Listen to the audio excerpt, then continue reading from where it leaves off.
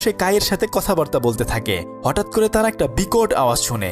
সামনে তাকিয়ে দেখে উইন্ডশিল্ডে ফাটল ধরেছে। লিও এবং কাই আবার চিন্তিত হয়ে পড়ে, কারণ তারা বুঝতে পেরেছিল পরিস্থিতি মোটেও স্বাভাবিক নেই। তাই তারা আবার কন্ট্রোল রুমের সাথে যোগাযোগ করে। কন্ট্রোল রুম তাদেরকে আবারও বিমানটিকে আরও উপরে নিয়ে যেতে বলে, কিন্তু তাদের কথা শেষ হতে না হতেই অনেক জোরে শব্দ করে পুরো কাঁচ ভেঙে সামনে এসে পড়ে। তখন প্রচণ্ড বেগে বাতাস এসে লিও এবং কাইয়ের চোখে মুখে লাগতে থাকে।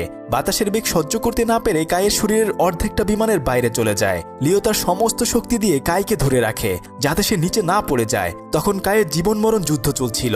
লিওর কাছ থেকে যদি কোনোভাবে তার হাতটা ছেড়ে দেয় তাহলে নিশ্চিত সে মারা যাবে। এদিকে বিমানের কাঁচগুলো ভেঙে টুকরো টুকরো হয়ে তাদের দিকে ছুটে আসছিল।